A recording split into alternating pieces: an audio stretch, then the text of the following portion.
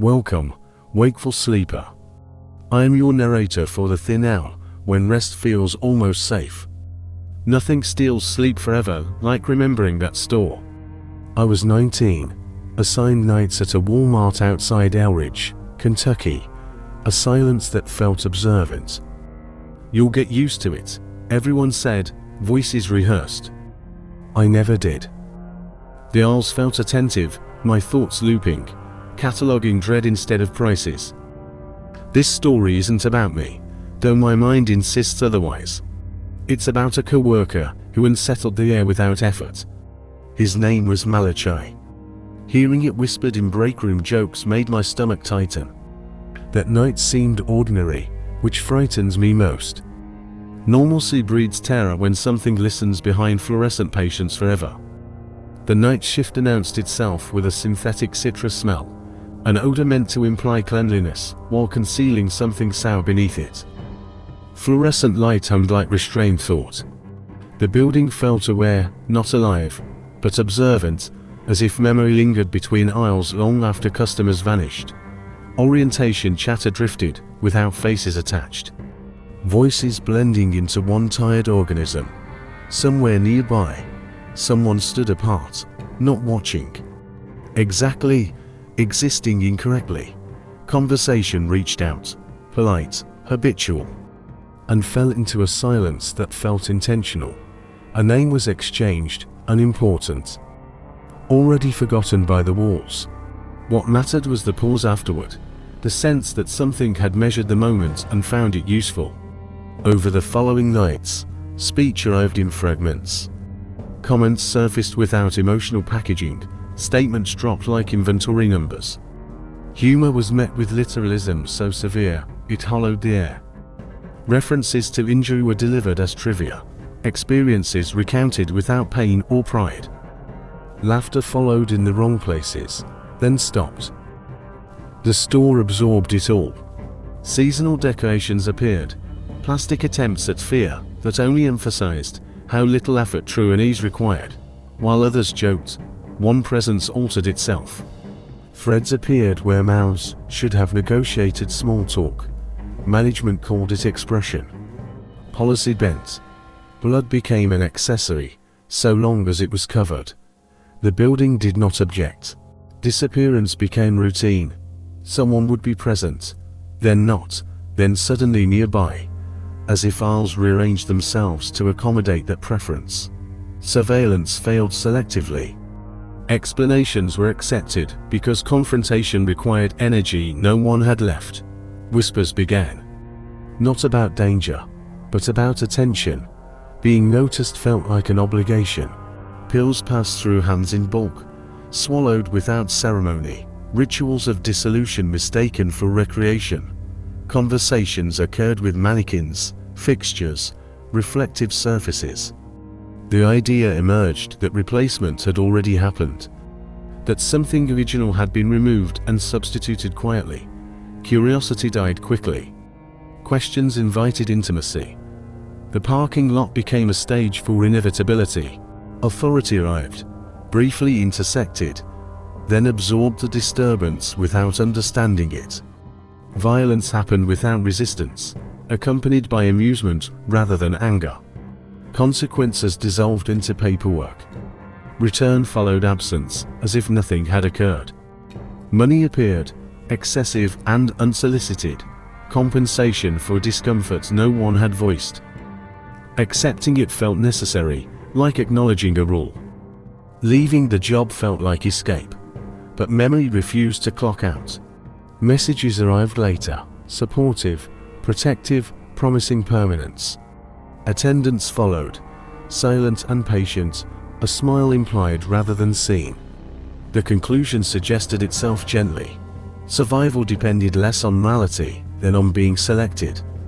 Long after departure, the store persisted as a mental structure, a place revisited without intention.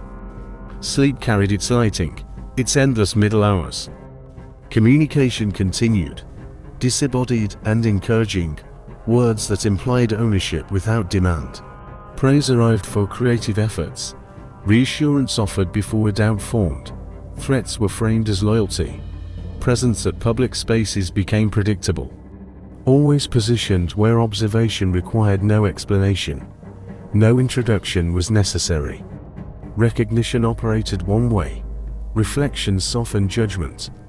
Labels like evil felt inadequate. Too simple to explain the density of what lingered. Understanding shifted toward accumulation rather than cause. Trauma, substances, neglect, systems designed to overlook rather than intervene, all layered until identity blurred. Something else filled the gaps, something comfortable with waiting. The store had been a container, a testing ground for tolerance. Management represented a broader fatigue, a willingness to accept aberration if it avoided paperwork.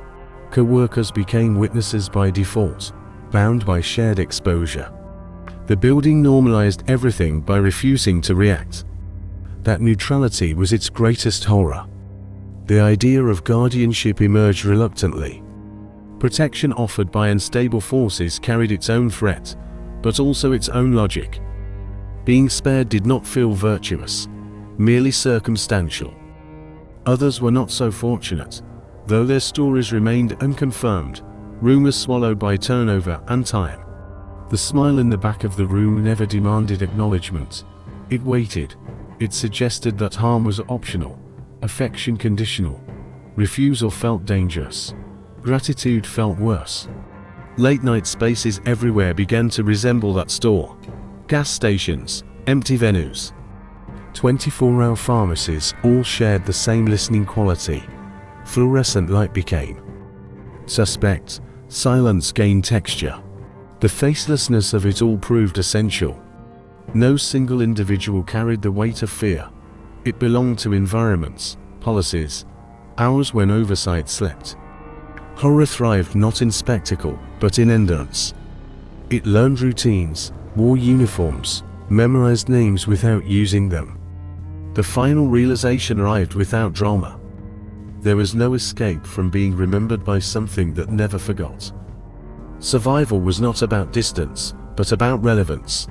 As long as attention remained benevolent, existence continued uninterrupted. The cost was vigilance, the acceptance that somewhere, in some back row, an unseen smile persisted, convinced of its role. People spoke of guardian angels with hope. This version required no faith, only proximity and compliance. Late night made room for it. It always would. My ending isn't heroic or clean. It's the quiet knowledge that something without a face knows my routines, my hours, my silences. When the message arrives long after midnight, there's no greeting, only reassurance that nothing has slipped past its attention. I feel the familiar split inside me, the cold pressure of being watched, and the sick relief of not being alone in the dark. Late night strips the world down to empty buildings, humming lights, and thoughts that wander too far. That's where it thrives. It doesn't ask for thanks. It doesn't demand loyalty. It simply stays. And in a world where danger hides behind polite smiles and unlocked doors, there's a terrible comfort in knowing the thing listening to the silence is listening for you. Because when the hours are faceless and the fear has no name, survival sometimes means accepting the presence that chose you, and hoping it never decides to choose differently when clocks stall and footsteps exist only in memory. Watching, waiting, breathing with you, until morning never truly comes again and again, forever awake. I never feared the night shift. I tolerated it. Fluorescent cold, the freezer aisles, the arithmetic of rent and exhaustion. Hollow Creek set off Highway 18.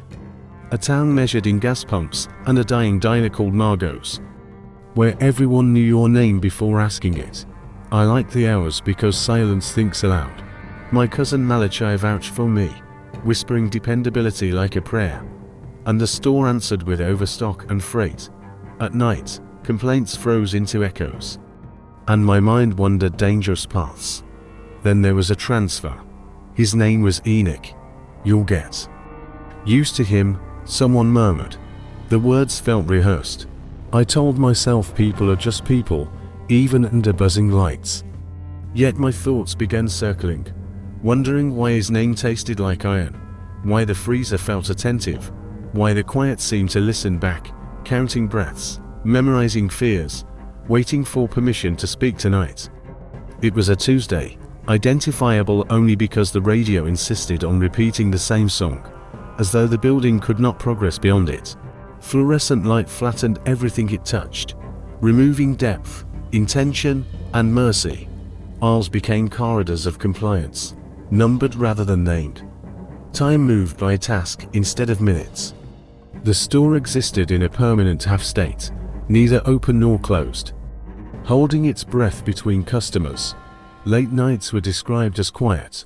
Quiet was the wrong word. Late nights listened. There was awareness before acknowledgement, a sensation of attention collecting, like pressure behind the eyes, the feeling of being catalogued, evaluated, counted. It was not attached to a body. It occupied the spaces between shelving, where sound dulled and shadows disagreed with their sources. Conversations faltered, without explanation. Thoughts softened, as if being gently erased.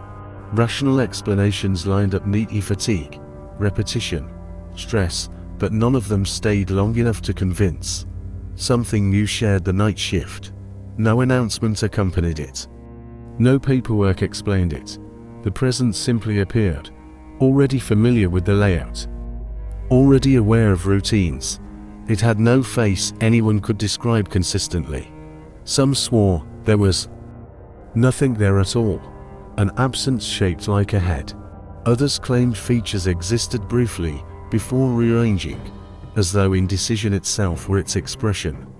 It did not speak often. When it did, the words felt borrowed.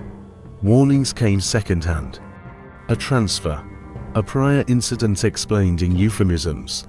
Laughter used to smother concern. Authority dismissed everything efficiently. High energy, they said, as though energy explained the way attention lingered too long, or how the air thickened when it passed. Cameras failed inexplicably in the same corners every night. The radio crackled into static when it drew near. Songs cutting off before their final line. Fear became procedural. Reports were filed, and vanished. Memories shifted overnight, dulling their own edges. Sleep fractured into images of endless aisles and faceless figures standing where exits should be. Waking offered no relief. The idea of returning began to feel like guilt rather than necessity, as though participation itself were consent. A question repeated without sound: how do you avoid something that does not need to be seen? Others sensed it. Break rooms fell quiet when it lingered nearby. Jokes died mid-sentence. Smiles arrived late and left early. Reflections in glass hesitated, returning outlines without detail. Shadows overlapped where they should not have been able to. The building felt cooperative, complicit. Shelves stood in orderly rows, witnesses that never testified. By the end of each shift, it was clear the store was no longer a workplace. It was an agreement already in effect. The first undeniable change was not visual. It was behavioral. The building began responding. Lights dimmed without request. Announcements played without voices. Behind them, doors remembered being closed. The present stopped pretending to be incidental and started participating. It finished thoughts before they formed, anticipated fear before it fully arrived. Its lack of a face became deliberate, a refusal rather than a limitation. Intrusions escalated subtly. Breaks felt supervised. Reflections in polished surfaces returned shapes that refused completion. When addressed, it echoed intent rather than language, responding with meaning stripped of sound. Ignoring it proved ineffective. Dismissal only encouraged proximity. Authority continued to insist nothing was wrong. Incidents were reframed, softened, absorbed into policy language. Accountability dissolved into procedure. The faceless thing learned preferences, which fears lingered longest, which memories resurfaced under pressure. It did not require touch to violate boundaries. Nearness alone was invasive. Night after night. The sense of being selected intensified. The store rearranged itself almost imperceptibly. Aisles stretched. Corners arrived too soon. Time fractured into overlapping segments. Clocks disagreed. Openly, sleep offered no refuge. Dreams returned the same aisle endlessly. Shelves extending without conclusion. The faceless presence occupied the place where escape should have existed. Awakening did not end the sensation. It followed, patient and instructional, teaching how small a person could feel without ever being restrained. Fear became anticipatory, arriving before stimulus. When confrontation finally occurred, it was not violent, it was intimate. The understanding surfaced fully formed. It had always been present, wearing different absences, borrowing indifference as camouflage. It thrived on dismissal, on disbelief, on the collective refusal to describe it too clearly. Removal from the building did not banish it. Termination only detached it from location. Afterward, the sensation of observation persisted. Parking lots felt populated by attention, rather than bodies. Reflections lagged a fraction too long. Apologies arrived carefully phrased and functionally useless. The lesson settled with uncomfortable clarity. Faceless things grow where no one insists on looking closely, and they follow those who leave, grateful for the silence that allowed them to learn how. I left the night shift weeks later. The watching never stopped. Lights still hum in my skull. Silence still feels crowded. I still wonder how close I came to vanishing into an incident report. If this story unsettled you, linger with it, subscribe, and remember, some shifts never really end. I wasn't meant to be there that Sunday. Mother's Day, 2015. A date that tasted wrong in my thoughts. I had begged for it off to hear my mother laugh over burnt coffee and silence. Instead, the schedule whispered my name more one hail under customer service. 13 absences, the manager said. Voices of mothers evaporated. 5 others never answered again. You're reliable, the voicemail crooned, too sweet. 19, childless, obedient, that was my crime. Poverty hummed louder than protest. The shift began after 9, a sacred hour curdled. Boxmoor wasn't a store. It was a hunger pretending to sell necessities. Fluorescent smiles, hollow greetings, the sense of being watched by owls that remembered. I told myself it was temporary. Another voice answered back, softly. Stay.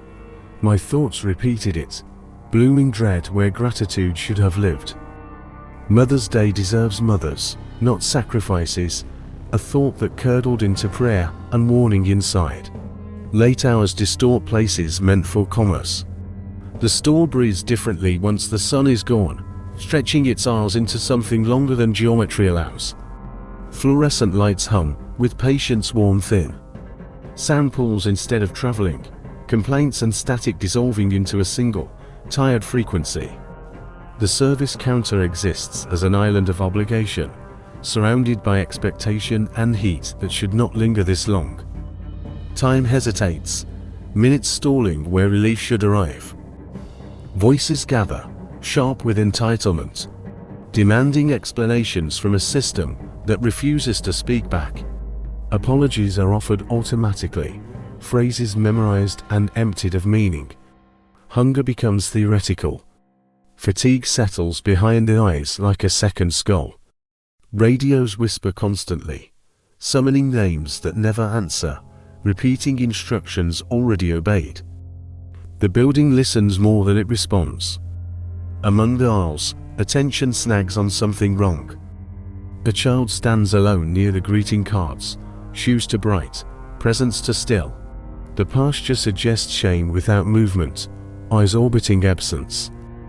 The certainty of error arrives uninvited.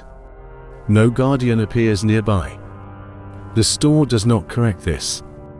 A murmur through the earpiece arrives carefully, stripped of humor. The words carry embarrassment, then urgency. An unpleasant detail is shared in a tone trained to minimize disruption. The smell arrives late, creeping rather than announcing itself. It does not belong. Customers react instinctively, disgust blooming into relief that the source is external. The child does not cry. The child does not speak.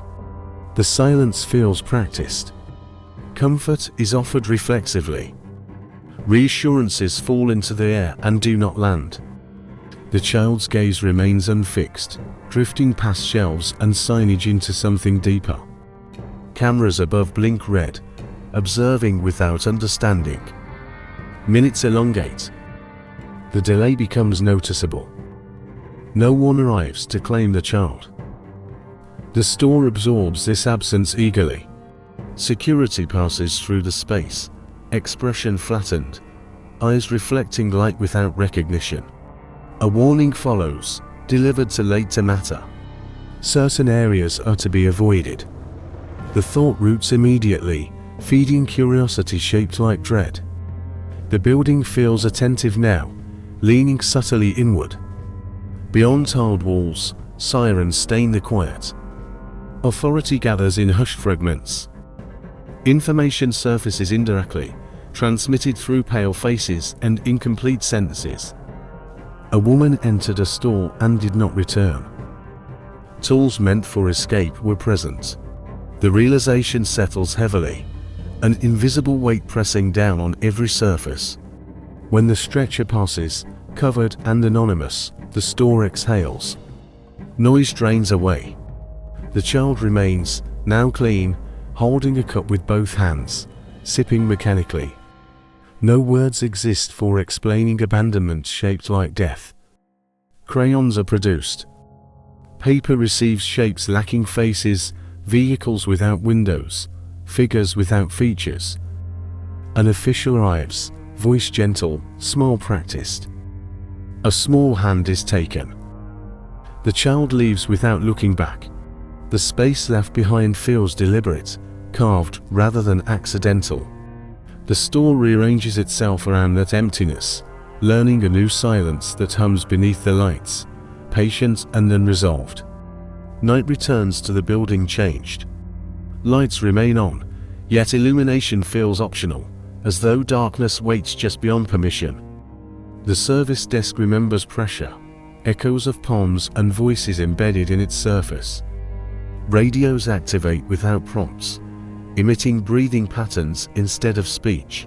The air carries a faint odor that no system acknowledges. Employees sense company where none is visible. Presence is defined entirely by what they lack.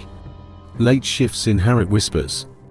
A child-sized absence lingers near the card aisle, impressions without mass or sound. Cameras replay footage that should not exist, frames populated by smooth silhouettes where faces should be. Security avoids those monitors without discussion. Restrooms echo with stalled time, stalls appearing occupied while remaining empty, doors resisting certainty. Reflections misbehave. Smooth ovals replace expressions in mirrored surfaces. Figures appear between shelves, behind counters, standing where customers never linger. They do not interact. They do not depart. Customers complain of being watched by nothing, of aisles observing them. Receipts print names unattached to transactions.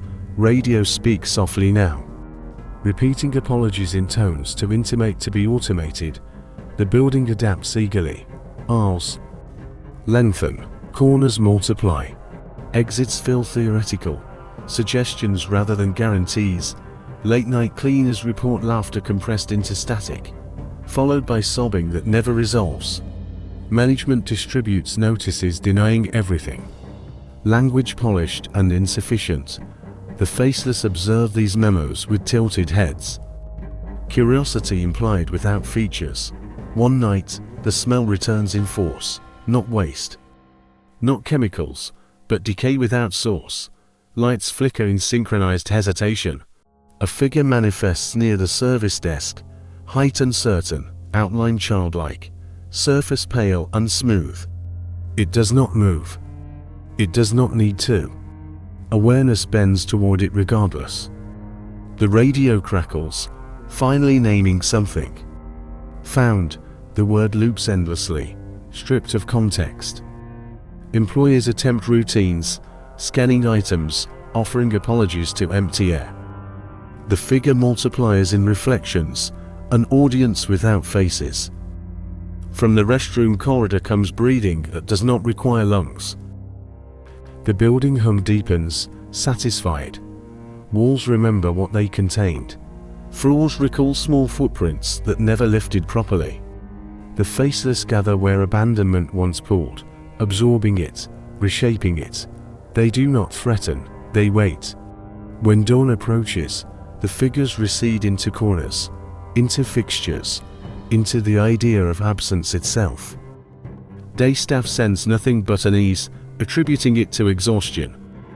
Yet crayons appear on the counter, arranged carefully. Drawings depict figures with blank heads holding hands, standing beneath harsh lights. No one claims the drawings. No reports are filed. The store never fully empties again. Late nights belong to the watchers, to the unclaimed, to those who entered and were absorbed. Radios continue whispering reassurances long after closing, promising care, promising return, promising nothing at all. I stayed after closing again, long after the announcement stopped pretending anyone was listening.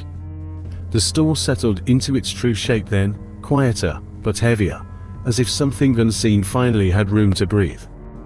I didn't feel fear right away. It came later, creeping in during the drive home, lingering in reflections that didn't quite match my face. What stayed with me wasn't a single moment, but the way the night erased people without leaving evidence. No names, no reports, just gaps that felt intentional. Every late shift after that carried the same weight. Every empty aisle felt occupied. Every faceless reflection felt patient. I stopped wondering where they went. I started wondering why some of us are allowed to leave at all. If this story followed you longer than it should have, if the quiet felt too familiar, then you already understand what waits in places that never truly close. Stay with this channel for more stories pulled from the edges of ordinary spaces, where nothing looks wrong until it's far too late. Listen carefully. The faceless notice when you do. It was April 2019, 6 months into nights at the Willow Creek Superstore. I was 24, stalled between plans, counting minutes in general merchandise, listening to pop music feel like a taunt. The lights hum tired him.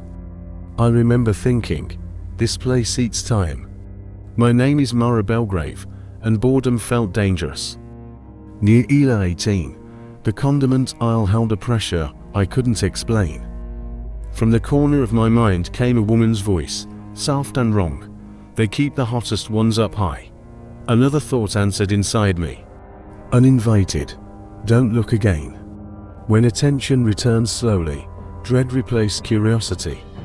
The woman called herself Elspeth Crow. Bare feet, cracked and dark, burned into my thoughts without motion. Her hoodie dripped in my imagination.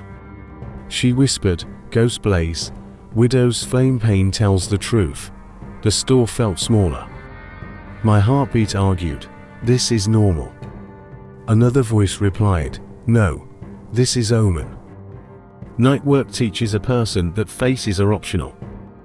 Voices float without owners, aisles breathe without lungs, and the store remembers everyone longer than it should. The late hour hums like a warning never spoken aloud. Fluorescent light turns skin into wax and erases detail, leaving people unfinished. That was when the faceless ones first felt close. Bare feet were common enough. Silence was not. The woman stood where sources waited, head angled as if listening to something shelved above language. A bottle rested in her hands, and the label reflected nothing. Her mouth-shaped words meant for the glass, not for the room. No phone glow, no companion shadow, only murmurs that pressed against the skull. Instinct whispered that the air around her was wrong, stretched thin like skin over bone. A greeting formed and dissolved before leaving the throat. Her eyes lifted anyway. They were open, wet, and empty of identity, as if the face were a suggestion rather than a truth. Tears slid without emotion. Sweat-soaked cloth, as though punishment were ongoing. The bottle tilted, and dread bloomed fully, supernatural and absolute. This was not hunger. This was ritual. The red poured down her chin in steady devotion. No scream came. Only a shaking breath, as though something inside her approved. The words followed, spoken softly, reverently, like doctrine. It will not burn if you deserve it. The phrase settled into the store, clinging to shelves, seeping into the floor. It sounded rehearsed by something older than grief. When the bottle fell away, her body folded inward, clutching itself as if containing something that wanted out. The air filled with heat and metal. Vomit followed, thick and vivid, carrying the same impossible red, as though the source had replaced blood. The smell was wrong, sharp with vinegar and something ancestral. Customers faded into background noise. The facelessness spread. Help arrived, voices layered with procedure, but the woman repeated the phrase between gasps. It will not burn if you deserve it. Even as she was taken away, the words remained, echoing from tile to ceiling. They all felt marked. The shelf felt awake. Time passed poorly after that. Nights stretched longer.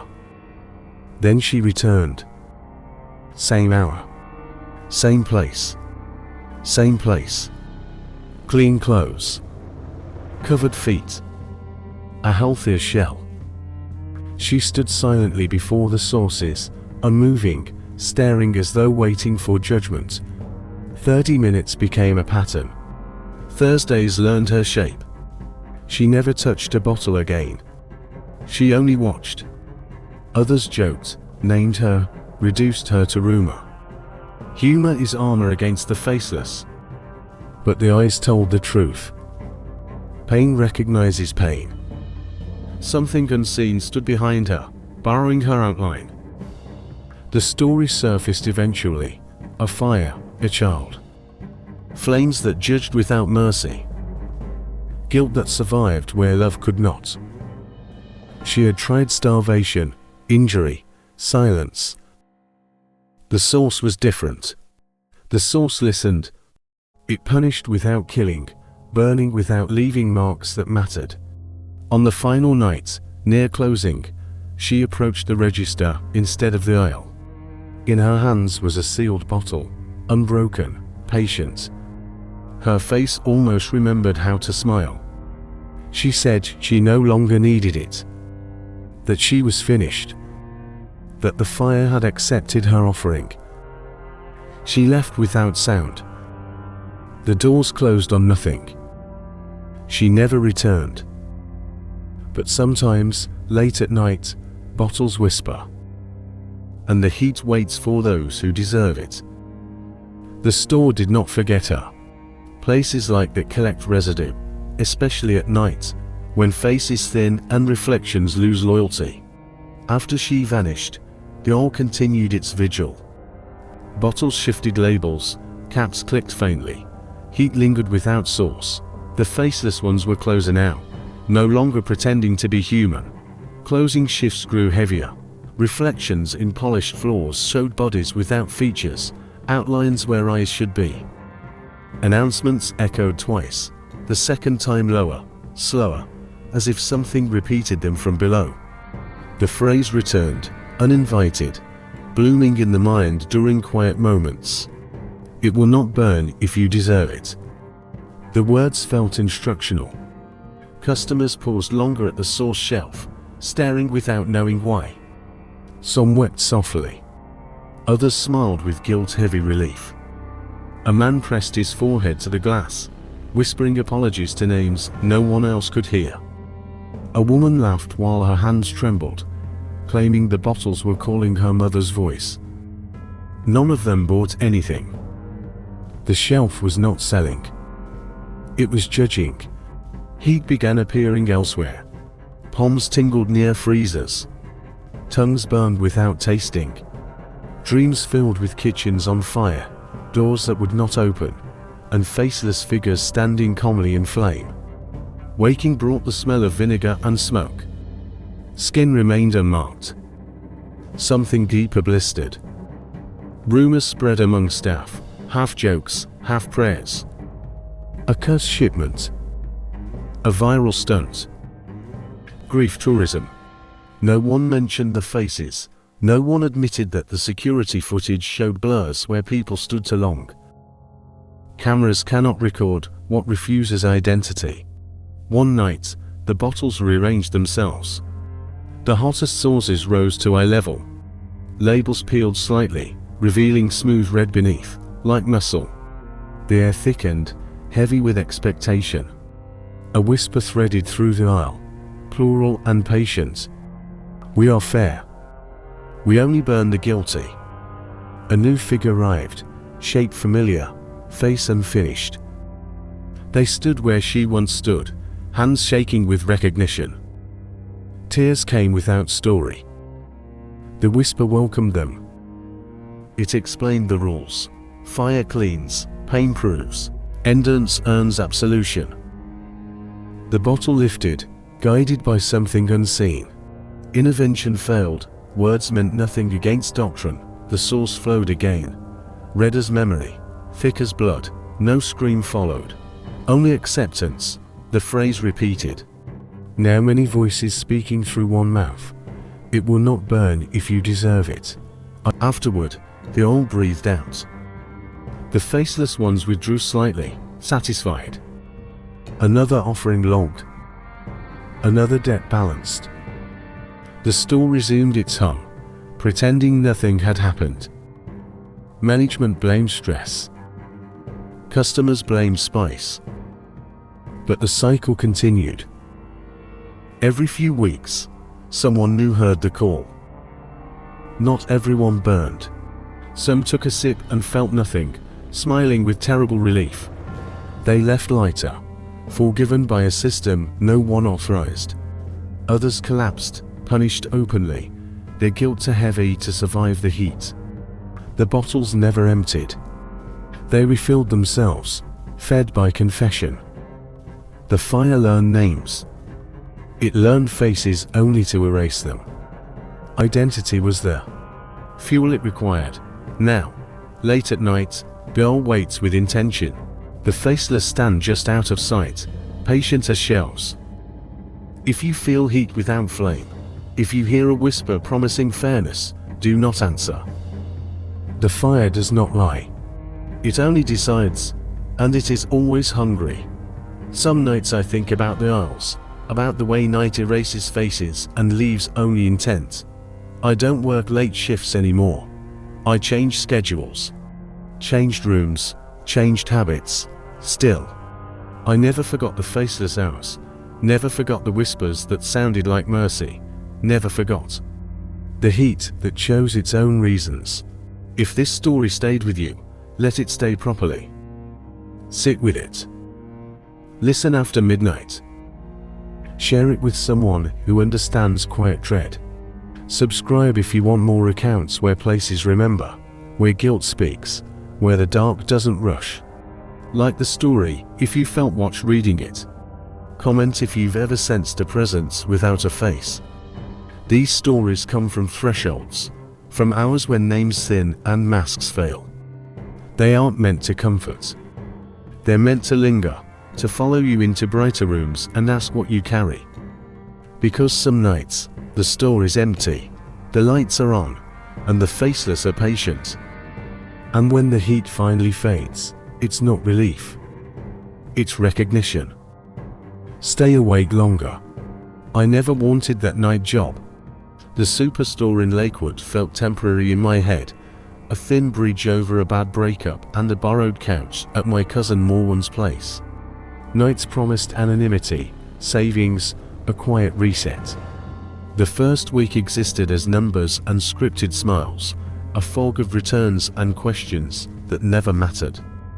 I kept telling myself nothing here could follow me, that Thursday carried an ordinary hum, the kind that settles into the bones.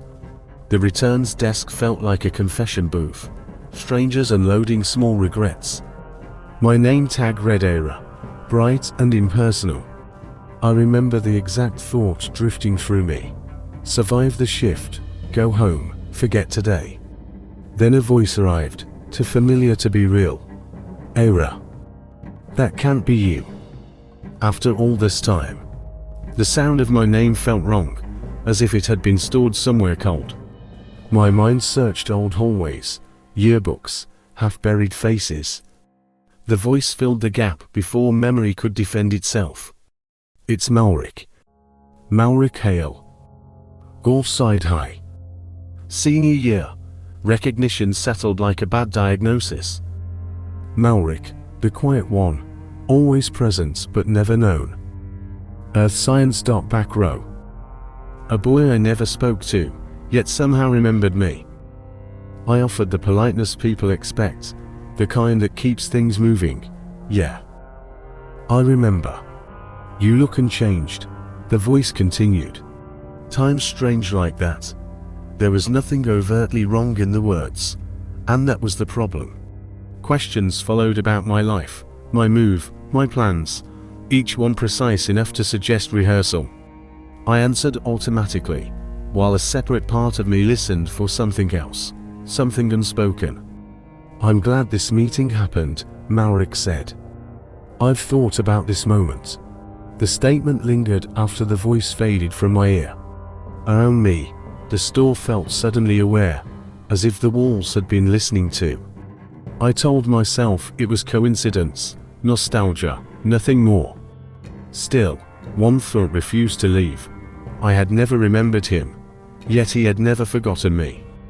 That certainty settled in my thoughts, whispering promises of return and patient observation forever nearby, always watching. The first message arrived after midnight, at the hour when notifications feel intentional rather than accidental. The screen lit the room with a pale glow, and the name attached to the request felt unfinished, like a sentence that had stopped midway. There was no profile photo. Not a shadow, not a blur, just an empty circle where a face should have been. I remember thinking it was strange, but not alarming. Strangeness still felt manageable then. I accepted the request without ceremony. People reach out all the time, I told myself. Memory likes to resurrect old connections when sleep thins the mind. That justification lasted less than an hour. The first interaction was subtle, a like on a post from years ago. Then another.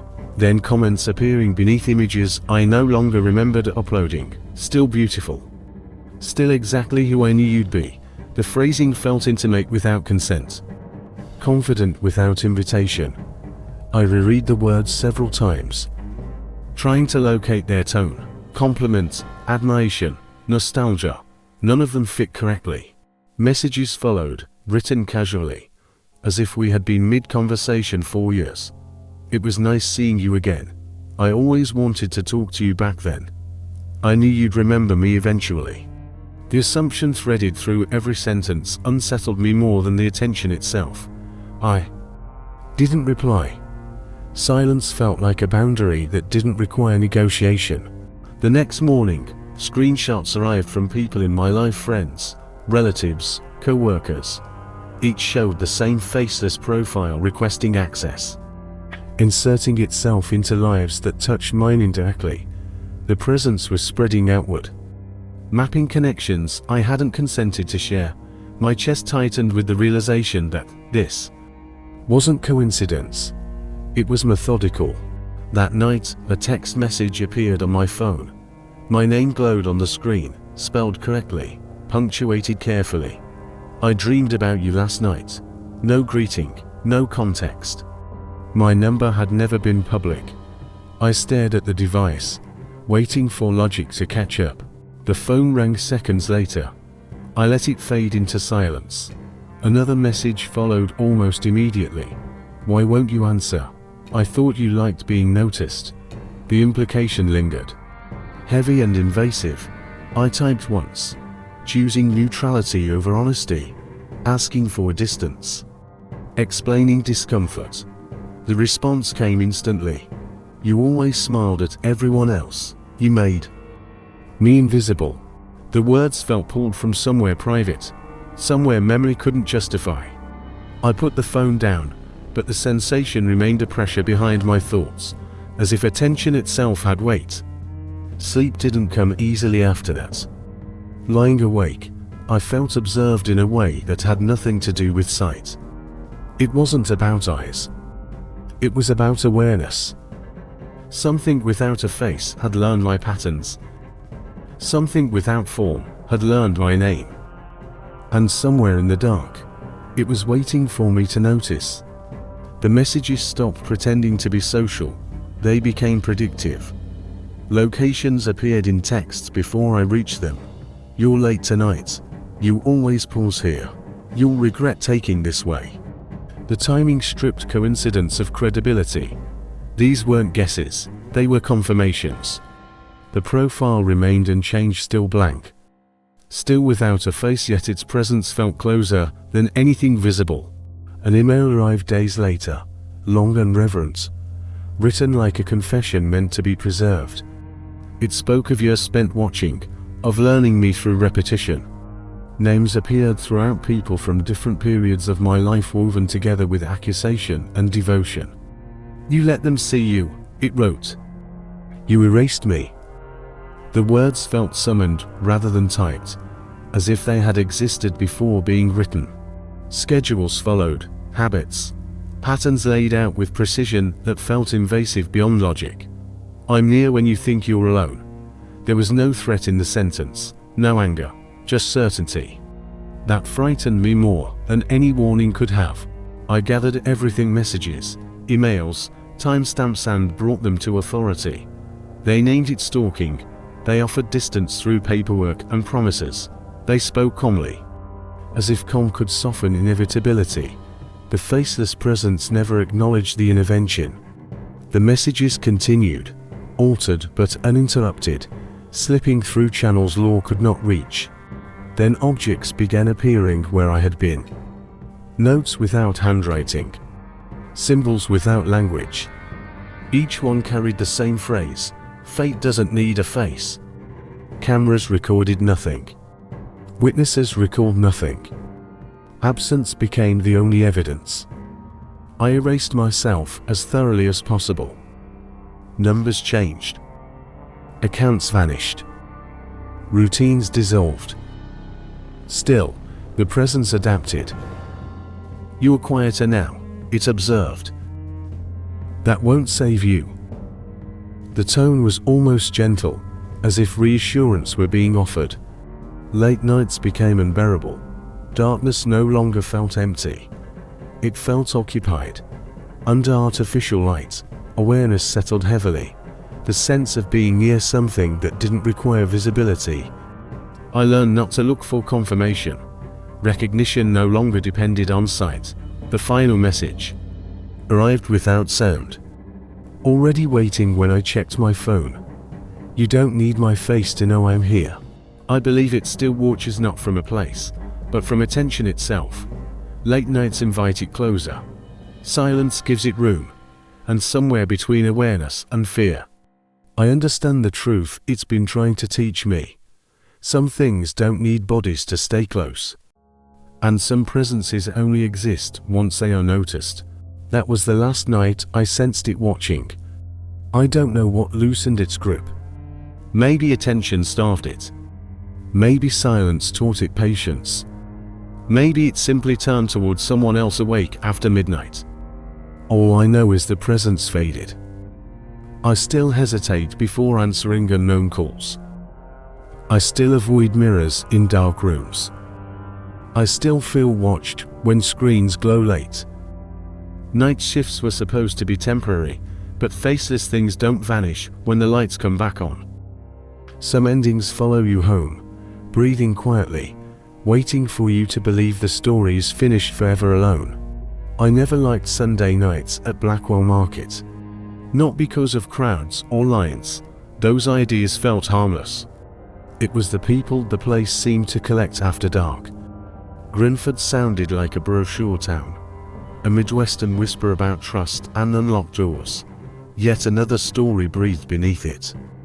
Cracked asphalt, clinics beside fuel pumps, and voices arguing with no audience belonged to that story. Late summer lingered, heavy and airless even after sunset, and my thoughts felt equally thick. I had forgotten necessities that pretended at dignity after long shifts, and the market remained the only option. The hour felt wrong, the kind that listens back. Orange light stained everything into illness, and quiet pressed like expectation. Peace tried to pass itself off as mercy. There were the shoppers, ordinary enough to fade into static. Still, one presence refused to blur. The awareness arrived fully formed, as if named inside my skull. A short figure near the carts, a green jacket unsuited to heat, shoes paired by accident rather than intention. His beard looked like neglect given a face. The muttering existed as meaning without sound. I told myself it was nothing, told myself people practice conversations, prayers, lists. Don't forget, a voice said, thin and certain. My thoughts answered before I could stop them. Forget what? Sunday remembers, the voice replied. Closer than comfort. I considered leaving, but shame argued louder. Grinford taught endurance as virtue. The quiet deepened into attention. The store felt like a mouth holding a secret. The man's gaze weighed without direction, a pressure behind the eyes. A name surfaced uninvited, Malachi. I had never met him.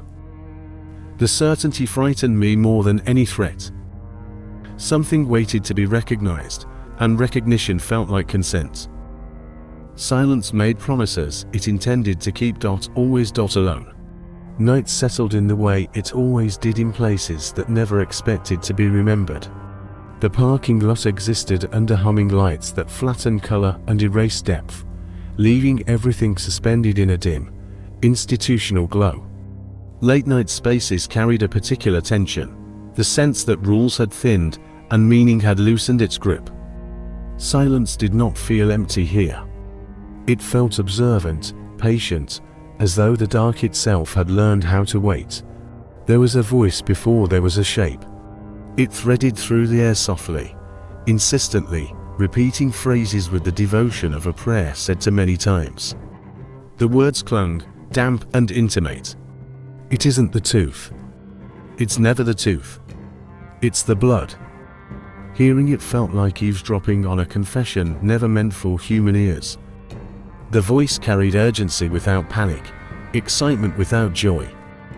It spoke as if something long hidden had finally been confirmed. Facelessness revealed itself gradually, as a failure rather than an absence. The mind searched automatically for eyes, for expression, for the familiar geometry that defined a person. Nothing resolved. The shape remained incomplete. Like a thought interrupted mid-sentence, that incompletion pressed inward, triggering an ease deeper than fear. A face promised limits, history, consequence. This thing suggested none. The voice returned to a name with reverence. Mary sees it now. The name sounded wrong in the open air, like reading a gravestone aloud. It implied intimacy, shared knowledge. It implied that the speaker had been waiting for recognition. The realization crept in slowly, coercive rather than sharp. The voice was not speaking to a single listener. It was addressing awareness itself. Time stretched, the usual logic of public places, safety through proximity, anonymity as protection evaporated. The quiet thickened into attention. Every nearby presence felt drawn toward the same void. Like thoughts orbiting an idea too heavy to escape. The faceless thing seemed to absorb that focus. As though being noticed nourished it. You smelled it. The voice insisted gently. Everyone does eventually. The statement carried certainty rather than threat. It suggested inevitability. The air felt heavy with implication, as if the lot had become a threshold rather than a destination. The lights buzzed overhead like tired sentinels, illuminating nothing that mattered. Somewhere beneath the surface of thought, something shifted. This was not madness spilling outward. It was recognition leaking inward, seeping through cracks long ignored.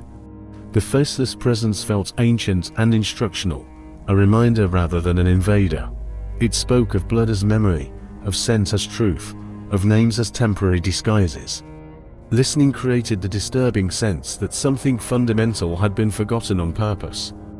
The night pressed closer, not physically but conceptually, as though the space itself leaned in to hear. Late-night places existed to hide transitions. Standing here felt like being caught mid-change, suspended between what could still be named and what no longer required form. The faceless thing did not move closer. It did not need to.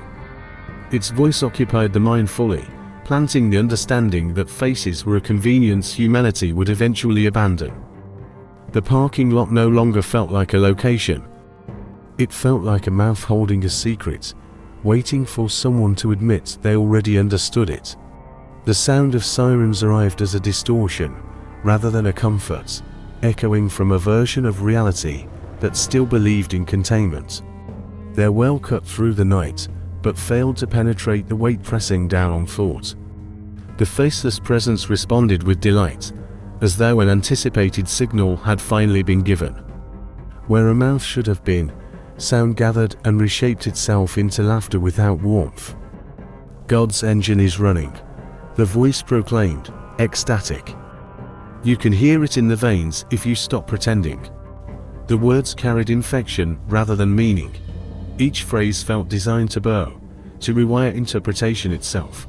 The thing spoke of mechanisms beneath skin, of systems never intended to be conscious. It implied that faces were training wheels, soon to be discarded. Listening felt like glimpsing a blueprint humanity had been built to ignore. Attempts at explanation formed automatically afterward. Chemicals, psychosis, statistical anomalies meant to soothe and conclude. None of them addressed the central wrongness. None explained the certainty in the voice. The way it spoke as if reminding rather than inventing, the faceless thing addressed everyone. One entity, as if individuality were an outdated era. Mary is everywhere now, it insisted. The name expanded, losing specificity until it felt symbolic, a placeholder for anyone capable of noticing. The idea carried no malice. It carried welcome. That was the most disturbing part. When the noise finally stopped, the absence it left behind felt louder than chaos. Relief never arrived. Something had already been transferred, shared through hearing alone. The mind replayed not the implied violence, but the conviction. The con. The suggestion that nothing unusual had occurred, only revelation. Sleep became fragmented afterward. Closing one's eyes meant returning to that suspended space, feeling watched by something that had learned your outline without needing your features. Late-night environments lost their neutrality. Grocery aisles under fluorescent lights. Empty streets. Glowing screens after midnight all felt connected by thin corridors, where identity could be misplaced. Sometimes, just before sleep, a thought surfaced uninvited, phrased in that same gentle certainty. You smelled it too. The idea carried no accusation, only anticipation. It suggested readiness, not threat, as though recognition itself completed a circuit. Faceless horror does not pursue. It waits. It trusts in repetition, in late hours, in the quiet erosion of certainty. One night, standing alone under buzzing lights, the absence of a face will feel familiar rather than frightening. And when that happens, the voice will no longer need to speak. Even now, long after the night fades, I study every silhouette beneath buzzing lights. I listen for what slips through mouths without faces, for the thoughts that wander loose after midnight. People claim horror lives in monsters and myths. They're mistaken. Horror is a faceless presence in a quiet lot. Horror is the hour when names dissolve. Horror is realizing you were never alone, only unseen. It waits patiently, late, watching, until you finally notice and understand what noticed you. And horror is realizing the routine remembers you longer than anyone else. I never imagined fluorescent aisles becoming confessionals, but humiliation pays rent. Rent ignores dreams, ignores hunger, ignores the echo of leaving halcyon college unfinished. Babysitting promises dissolved, and Martin's supercenter accepted silence. River's Edge lingered around it, a town of antlers, bus routes, and dependence. Predictability settled like fog, names blurred, faces thinned. Then there were the exceptions, the ones that stayed too clearly. Tuesday felt hollow. Register 3 felt patient. My thoughts circled aching hours, and a whispered question about lunch that sounded like a dare. Then a voice arrived, low and deliberate. Do you close alone? My mind answered before my mouth. No one closes alone, I insisted internally. Policies exist. Cameras exist. Yet dread argued louder. The man called himself Malachi Crow. His name pressed inward, weighted with intent. He spoke about time, repetition, and how places remember patterns. I smiled because smiling is armor. Inside, something counted days and understood the count had restarted. Again. Tonight fear finally learned my name.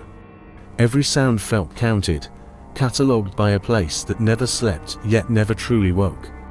The building existed to erase individuality through repetition, to smooth people into patterns that could be anticipated and ignored. Fluorescent light pressed downward with a quiet cruelty, bleaching color from thought itself. This was a space where identity softened, where names dissolved into shifts and routines. The air carried disinfectant and exhaustion, and beneath it, something older that resisted explanation. Most presences blended into the rhythm. Some lingered briefly in memory, then vanished. One did not. The figure appeared without narrative or context, an interruption that refused classification. It did not look displaced enough to inspire pity, nor familiar enough to inspire trust. The face resisted coherence, as though the mind slid away from its details by instinct. Eyes existed, but they held no depth, no curiosity, no reflection of the world around them. They did not watch. They occupied. A greeting emerged automatically, the voice performing its assigned function. Silence answered, deliberate and dense. Seconds accumulated with unnatural weight. The absence of response felt intentional, as though language itself had been declined. Thoughts scrambled for rational shapes. Fatigue. Coincidence. Misinterpretation. None held. The figure remained motionless, not looming, not advancing, simply present in a way that felt invasive without movement. Then it was gone, no departure registered. No transition marked the change. Presence gave way to absence so completely, it felt edited out of reality. Relief followed, sharp and premature. Like laughter at the wrong moment, something about the silence afterward felt altered. As if the space had adjusted to accommodate what had been there. Later, in a place designed to be ignored, the same wrongness returned. The air thickened with awareness. Words formed internally, rehearsed for politeness or defense, but dissolved before reaching the mouth. The sense of observation intensified, not focused on the body but on patterns, habits, intervals of time. It felt studied. The figure stood within the room, as though it had always belonged there, faceless and patient, its presence humming with an energy that bent thought inward. Fear did not manifest as panic. It manifested as hesitation, as an internal argument that insisted on calm, while something deeper screamed for distance. The space felt occupied by more than one attention, as if unseen layers pressed close. When the figure finally allowed the path to clear, it felt less like mercy and more like permission granted by something that understood control. Afterward, the mind replayed moments obsessively, searching for meaning in posture, in silence, in the refusal to engage. The conclusion arrived uninvited and unwelcome. This was not random. This was not curiosity. Something had noticed repetition. Something had learned where predictability lived. The routine no longer felt neutral. Each identical hour felt like a signal being broadcast. The building remembered. The silence listened. And somewhere within that pattern, something faceless had decided to pay attention. Night began to feel deliberate, as though darkness itself leaned closer to listen. Streetlights flickered with intention rather than malfunction, their glow too weak to offer comfort. Empty spaces felt populated by expectation. The rational mind constructed defenses, labeling unease as stress or imagination. But the sensation of being catalogued persisted.